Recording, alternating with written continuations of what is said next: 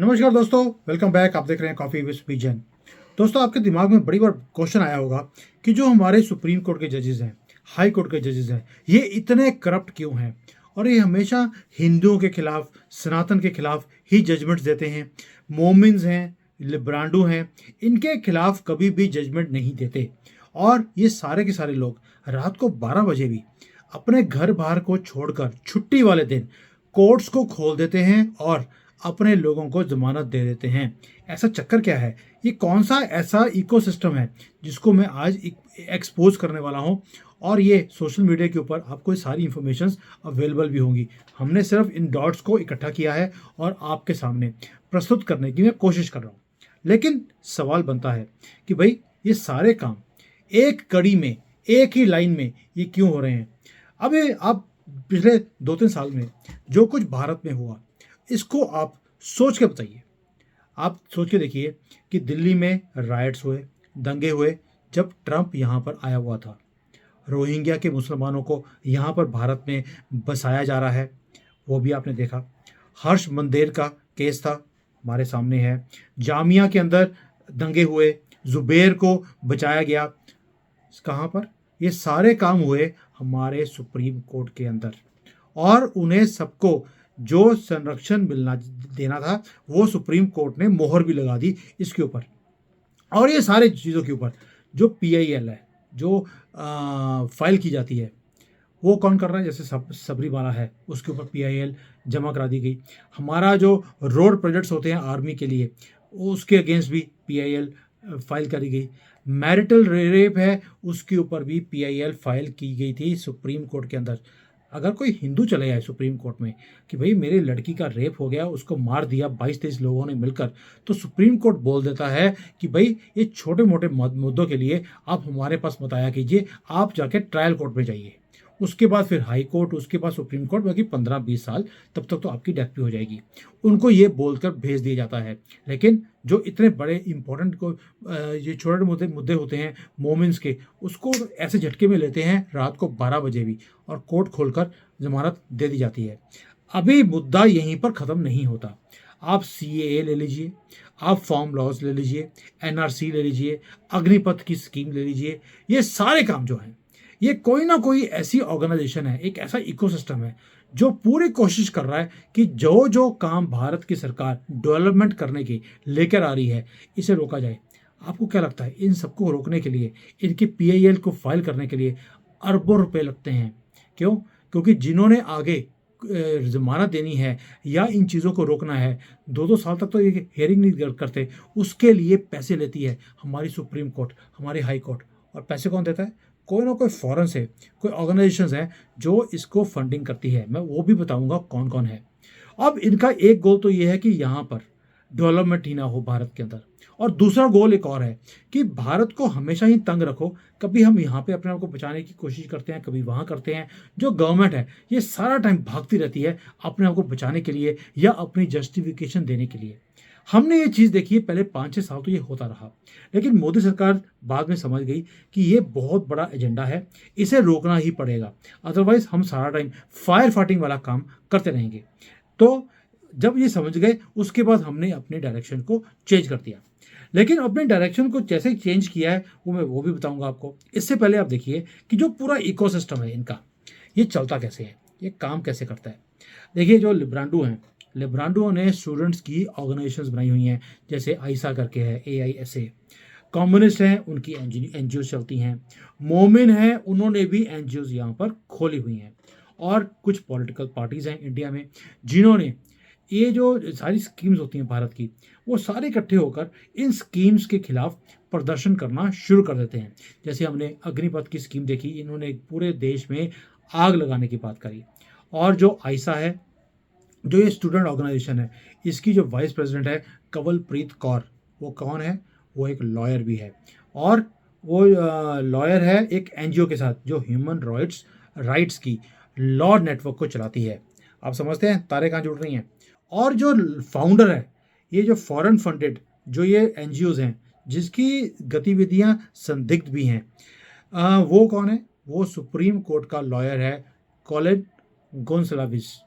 और ये करता क्या है वो फाइटिंग करता है केसेस की, जैसे सीएए हो, सीएए के ऊपर जो राइट्स हुए उनको बचाने के लिए, जामिया के अंदर जो कुछ हुआ, रोहिंग्यास को यहाँ पर रोका रखे ताकि उन्हें डिपोर्ट ना किया जाए। जो नक्सलवाद हैं, नक्सलवाद वालों के साथ भी ये खड़ा हो जाता है, और इसके कमेंट्स जो ये देता है कोर्ट के अंदर वो देखने वाले होते हैं, बेतुके भी होते हैं, तो भी कोर्ट इसकी बात को एक्सेप्ट कर लेती है। माल आया हुआ है भाई कॉलिन के पास भी और जजेस के पास भी। और इसीलिए ये क्या करते हैं, पहले प्रोटेस्ट को खड़ा करते हैं सीएए के अगेंस्ट, ये खुद ही।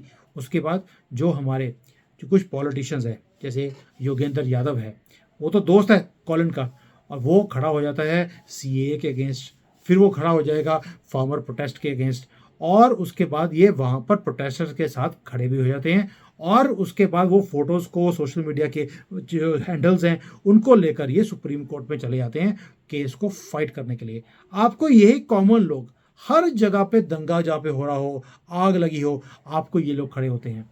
उसके बाद जो पॉलिटिकल पार्टीज की बात करी, जैसे झाड़ू वाले हैं, आम आदमी पार्टी, ये है उनका आईटी सेल है, वो उसके बाद मिस इन्फॉर्मेशन को इकट्ठा कर रखा क्रिएट करता है और उसे वायरल करता है सोशल मीडिया के ऊपर और मेन स्ट्रीम मीडिया के ऊपर।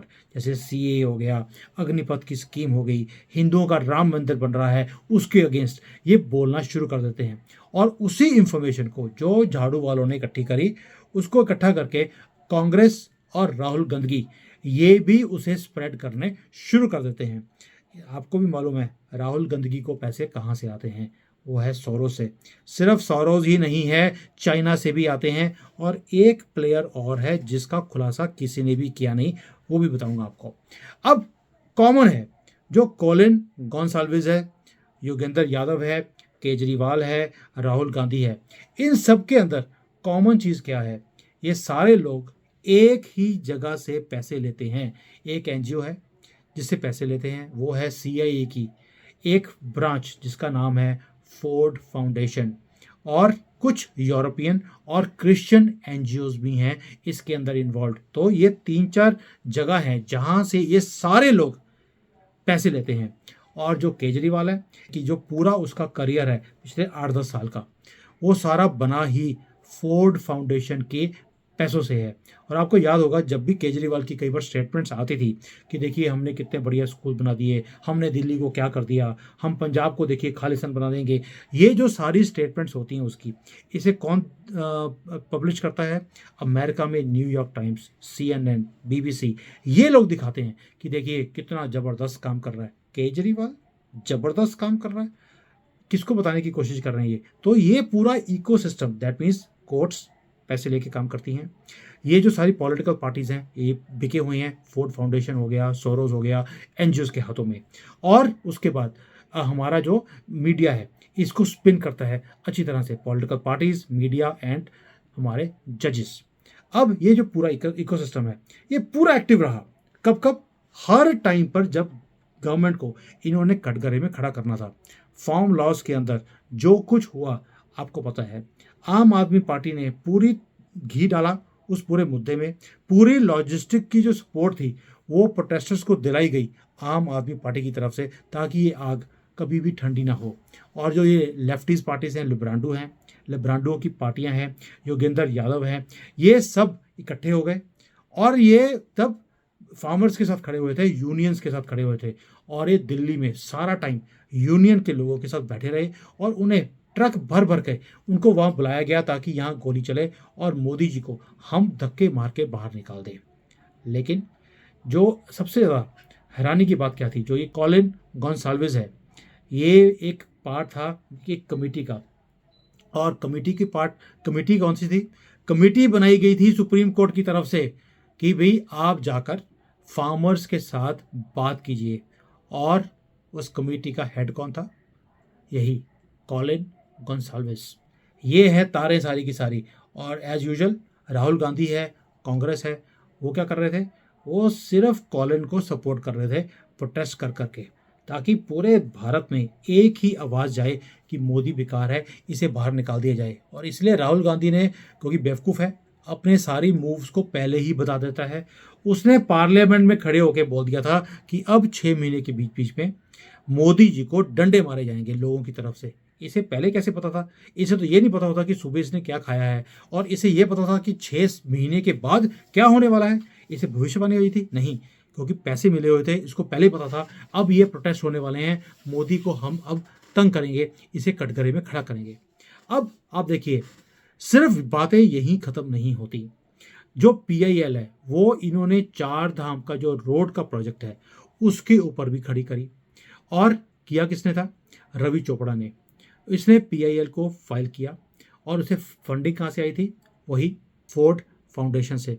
और ये पहले भी उससे पैसे ले चुका था, अभी भी इसने पैसे लेकर चार धाम की या जो ये हमारा रोड है इसे रोक दिया। क्यों? क्योंकि ये हिंदुओं को जोड़ने का वाला एक प्रोजेक्ट था, प्लस आर्मी के लिए ऑल वेदर रोड जो 6 महीने बंद रहती है वो भी हमारी प्रॉब्लम सॉल्व हो जाती। एक तीर से दो निशाने ठीक करने की कोशिश करी इन्होंने, उसे काम को रुकवा दिया। 2-3 साल वो काम रुका रहा। और इस सारे जो पीआईएल है इसको करने के लिए लॉयर कौन था? यही कॉलिन गोंसाल्विस। तो दोस्तों, यही आदमी है कॉलिन, जो सिर्फ हमारे यही प्रोजेक्ट्स के ऊपर केसेस को नहीं लड़ रहा। जुबेर का केस आपको मालूम है, उसे भी ये ही लड़ रहा है। हर्ष मंडेर हो, उसे भी ये सेव कर रहा है। और केसेस किसके ऊपर लगाए जा रहे हैं? जो दिल्ली के अंदर दंगे हुए थे जब ट्रंप यहाँ पर आया था, कपिल मिश्रा को और परवेश वर्मा को, अभय वर्मा को, इनको फंसाने की बातें कर रहा है ये कॉलिन।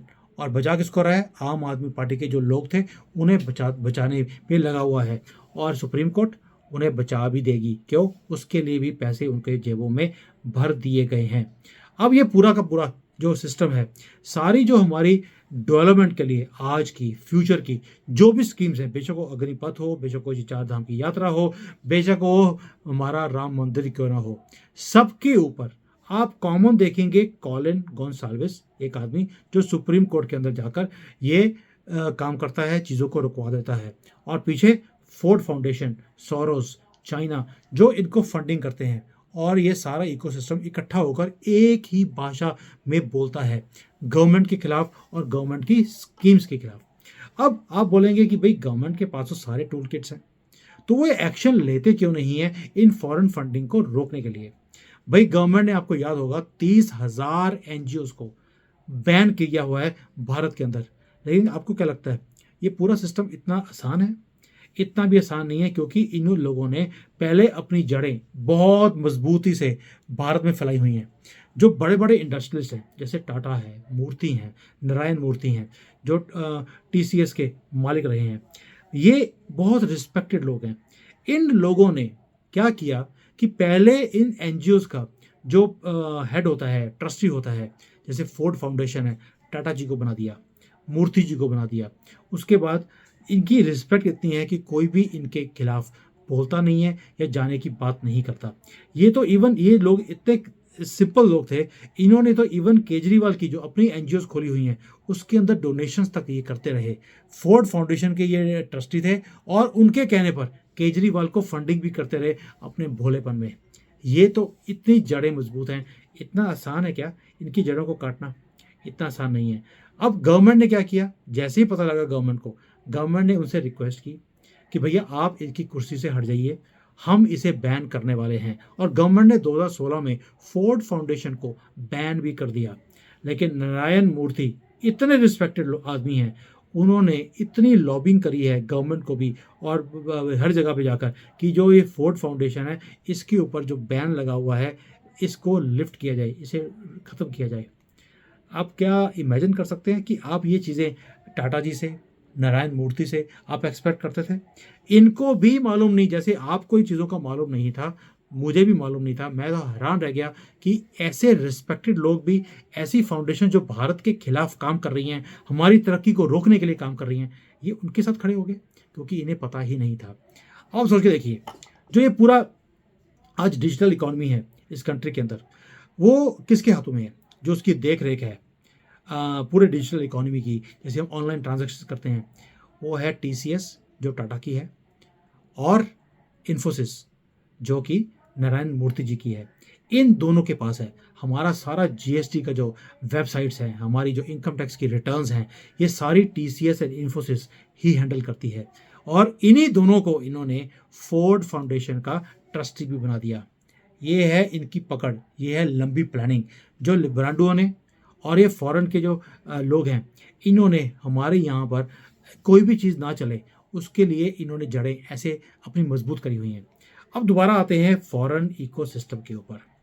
अब आप देखिए कि हमारे पास क्या हो गया अभी, जो इन्होंने इकोसिस्टम है कैसे क्रिएट किया है। एक्टिविस्ट, लॉयर्स, रिटायर्ड जजेस, प्रेजेंट जजेस, retired IAS officers, IPS officers, political parties के लोग, इवन की सो कॉल्ड जर्नलिस्ट और जो एनवायरमेंटलिस्ट होते हैं। चार धाम की यात्रा ने रोक दी इन्होंने ये बोलकर कि इससे एनवायरमेंट खराब हो जाएगा। जब टूटी हुई सड़कें थी, मिट्टी उड़ती थी, तब एनवायरनमेंट खराब नहीं हुआ, लेकिन अभी जब पक्की सड़कें बन जाएंगी तो एनवायरनमेंट खराब हो जाएगा। और इवन की जो सोशल मीडिया के इन्फ्लुएंसर्स हैं, इन सबको इन्होंने अपने साथ जुड़ा हुआ है। और ये जो सारा का सारा ये कार्टेल जो मैंने बताया आपको, ये करते क्या हैं, सब ने इतनी ज़्यादा एनजीओ को खड़ा किया हुआ है कि आप एक को बंद करेंगे वो दूसरे में पैसे आने शुरू हो जाते हैं। और ये पैसे आते कहाँ से हैं? यूएसए से, यूरोप से, यूके से, इवन की मिडल ईस्ट से भी। और इसलिए केरला में मैक्सिमम नंबर ऑफ जो एनजीओज हैं वो केरला में, वेस्ट बंगाल में, कश्मीर में आपको यहाँ दिखेंगी। और वही सारी बैन करी गई। इन्होंने क्या किया, नया नाम चेंज करके कहीं और एनजीओ खोल दिया। और ये पैसे कहाँ से लेते हैं? पैसे सिर्फ ये नहीं कि कंट्रीज हैं, इवन जैसे फोर्ट फाउंडेशन है, क्रिश्चियन चर्चेज हैं, उनकी जो फाउंडेशंस हैं, उनकी एनजीओज हैं, मुसलमानों की जो एनजीओज हैं, इन सब से पैसे आते हैं।